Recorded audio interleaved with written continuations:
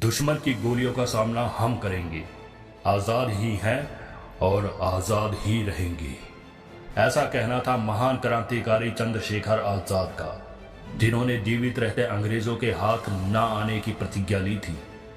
वे जब तक जिंदा रहे तब तक आजाद रहे और मरने के बाद हमेशा के लिए आजाद हो गए। आज जब भी भारत के स्वतंत्रता आंदोलन की बात की जाती है तो उसमें चंद्रशेखर आजाद का नाम प्रमुख रूप से लिया जाता है। चंद्रशेखर आजाद ने अपनी क्रांतिकारी गतिविधियों से अंग्रेजी हुकूमत की नींव हिलाकर रख दी थी। चंद्रशेखर आजाद कभी भी अपनी फोटो नहीं खिंचवाते थे। उनकी सिर्फ एक ही फोटो ज्ञात है जो आज हम देखते हैं। वह फोटो भी उनके एक दोस्त रुद्र नारायण ने धोखे से क्लिक कर ली थी। आज की इस वीडियो में हम आपको मात्र 24 साल की उम्र में वीर गति को प्राप्त करने वाले चंद्रशेखर आजाद के बारे में कई ऐसी बातें बताएंगे जिनके बारे में आपने पहले कभी नहीं सुना होगा। साथ ही उनकी मौत के कुछ ऐसे रहस्य भी आपको बताएंगे जो आज तक दुनिया से छिपा कर रखे गए हैं। तो अब दिल को मजबूत करके बैठ जाओ और वीडियो के आखिर तक बने रहो। और हाँ, अगर नए हो तो चैनल को सब्सक्राइब करके उस बेल आइकन वाली घंटी को जरूर दबा देना ताकि आने वाली वीडियो की हर नोटिफिकेशन आपको सबसे पहले मिले। 23 जुलाई 1906 को मध्य प्रदेश के झाबुआ डिस्ट्रिक्ट के भावरा में एक बच्चे का जन्म हुआ जिसका नाम था चंद्रशेखर तिवारी। चंद्रशेखर के पिता का नाम सीताराम तिवारी और माता का नाम जगरानी देवी था। वैसे तो चंद्रशेखर का परिवार उत्तर प्रदेश के उन्नाव जिले का रहने वाला था, लेकिन सूखा पड़ने के कारण वे मध्य प्रदेश शिफ्ट हो गए थे। चंद्रशेखर बचपन से ही विद्रोही प्रवृत्ति के व्यक्ति थे। वे हमेशा सोचते थे कि आखिर हम अपने ही देश में गुलाम बनकर क्यों रह रहे हैं। उनके भीतर बचपन से ही आजादी की चिंगारी भड़कनी शुरू हो गई थी। चंद्रशेखर एक ब्राह्मण परिवार से ताल्लुक रखते थे। उनकी मां चाहती थी कि वे काशी जाकर संस्कृत की पढ़ाई करें। काशी उस समय विद्या के साथ साथ क्रांति का केंद्र भी हुआ करता था। चंद्रशेखर को पढ़ाई में ज्यादा रुचि नहीं थी। वे तो बस भारत को आजाद कराना चाहते थे।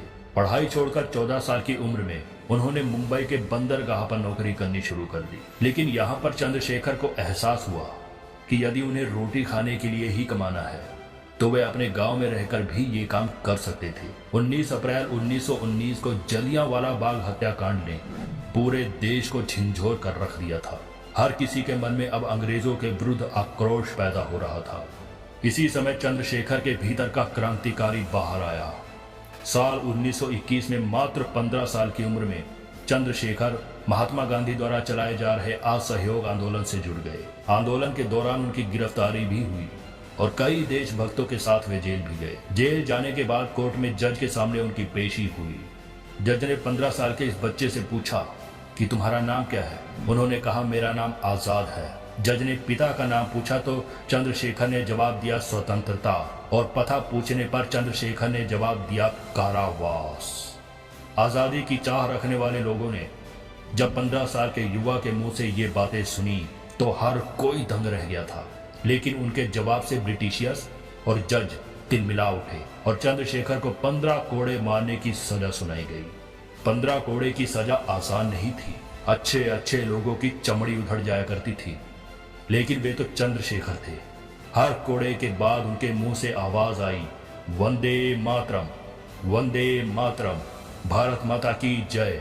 जेल से बाहर आने के बाद चंद्रशेखर तिवारी को अब हर कोई चंद्रशेखर आजाद के नाम से जानने लगा था। साथ ही कुछ लोग उन्हें पंडित जी कहकर भी संबोधित किया करते थे। 1922 में महात्मा गांधी ने असहयोग आंदोलन बंद कर दिया। चंद्रशेखर आजाद बचपन में ही आदिवासियों के साथ काफी रहे थे और उन्हें तीरंदाजी का भी शौक था। इसी वजह से उनका निशाना अचूक माना जाता था। कुछ समय बाद चंद्रशेखर आजाद की मुलाकात मनमथ नाथ गुप्ता से हुई, जो महान लेखक हुआ करते थे। उन्हीं के जरिए राम प्रसाद बिस्मिल और अशफाकुल्लाह खां जैसे लोगों से भी आजाद का मिलना हुआ। उन दिनों राम प्रसाद बिस्मिल हिंदुस्तान रिपब्लिक एसोसिएशन के संस्थापक हुआ करते थे। उन्होंने आजाद का कोर्ट वाला किस्सा सुना था जिससे वे काफी प्रभावित हुए थे। HRA में आजाद को फंड इकट्ठा करने का काम सौंपा गया, जो अधिकतर ब्रिटिशियर्स के सामान चोरी करके इकट्ठा किया जाता था। एक बार आजाद ने ट्रेन लूटने का प्लान बनाया, जिसे आज पूरा भारत काकोरी कांड के नाम से जानता है। हालांकि सरकार ने इसका नाम बदलकर काकोरी ट्रेन एक्शन रख दिया है। इस कांड के बाद आजाद बच निकले थे और अब उनका कद काफी बढ़ गया था। उसी दौरान भारत में साइमन कमीशन का जमकर विरोध हो रहा था और एक विरोध प्रदर्शन में लाठी चार्ज के दौरान लाला लाजपत राय जैसे महान क्रांतिकारी की मृत्यु हो गई थी। उनकी मौत का बदला लेने के लिए भगत सिंह के साथ मिलकर आजाद ने अंग्रेज डीएसपी जॉन सैंडर्स की हत्या का प्लान बनाया और उसमें सफल भी हुए। इसके बाद चंद्रशेखर आजाद ने आगरा में बम बनाने का कारखाना शुरू किया।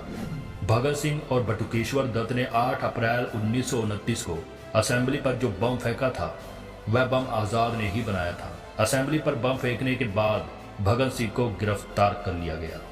राजगुरु भगत सिंह और सुखदेव को फांसी की सजा सुना दी गई। इनकी सजा कम कराने के लिए आजाद ने बहुत प्रयत्न किए। पहले उन्होंने दुर्गा भाभी को गांधी जी के पास भेजा, लेकिन गांधी जी ने कहा कि दोषियों को सजा दी जानी चाहिए।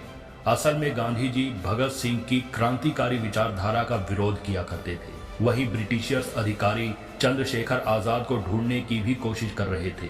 उनके ऊपर 5000 रुपए का इनाम भी घोषित किया गया था। वह झांसी में अपने दोस्त के यहाँ एक सुरंग बनाकर रहने लगे। कभी सन्यासी के वेश में तो कभी स्त्री का भेष भी उन्होंने धारण किया। 27 अप्रैल 1931 को इलाहाबाद के अल्फ्रेड पार्क में जब आजाद बैठे थे, तभी अचानक किसी ने अंग्रेजी अधिकारियों को आजाद के होने की सूचना दी। वह मुखबरी किसने की, इसके बारे में हम आगे बताएंगे।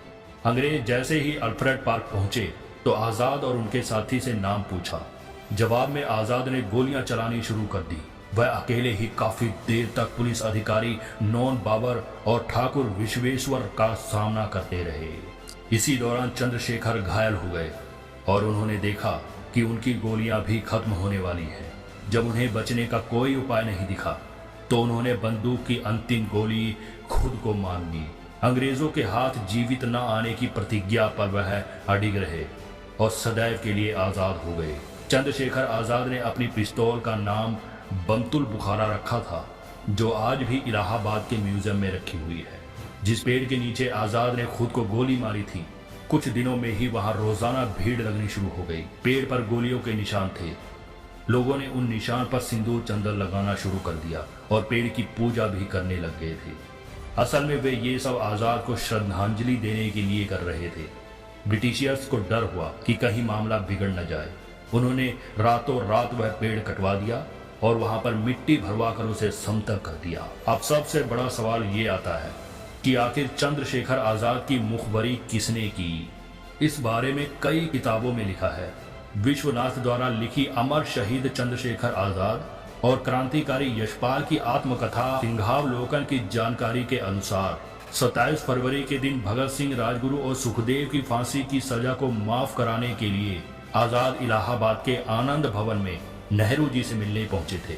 साथ ही उन्होंने कहा था कि वे रूस जाकर स्टोलिन से मिलना चाहते हैं और स्टोलिन ने उन्हें न्योता भी दिया है। इसके लिए उन्हें 1200 रुपए की जरूरत थी, लेकिन नेहरू जी ने इसके लिए साफ मना कर दिया था। असल में कांग्रेस के लोग क्रांतिकारी विचारधारा के विरुद्ध थे।